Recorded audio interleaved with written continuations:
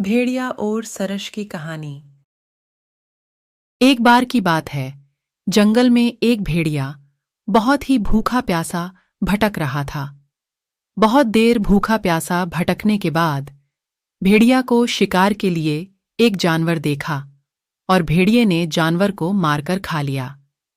जब भेड़िया जानवर को खा रहा था, तो भेड़िए के गले में जानवर की हड्डी फंस गई। बहुत प्रयास करने बाद भी भेड़िए के गले से हड्डी नहीं लगी।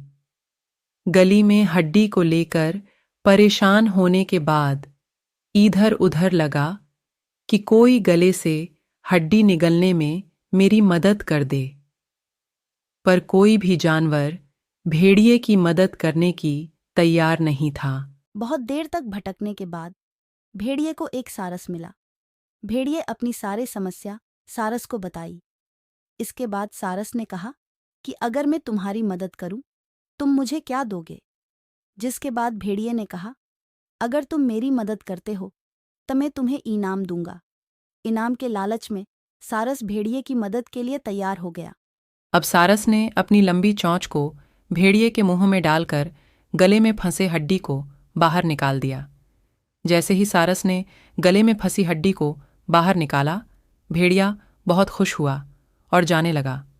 यह देखकर सारस ने कहा कि तुमने तो कहा था कि मदद करने के बदले में मुझे इनाम दोगे, और तुम तो जा रहे हो। यह तो गलत है। इसके बाद भेड़िए ने सारस से कहा कि तुमने मेरे मुंह में अपनी गर्दन डाली और इसके बाद तुम से ही सलामत बचे हुए हो। यही तुम्हारा इनाम है। यह सुनकर सारस बहुत दुखी हुआ। कहानी की सीख। इस कहानी से हमें यह सीख मिलती है कि सारथी लोगों का साथ नहीं देना चाहिए। जीवन में हमेशा सारथी लोगों से सावधान रहें।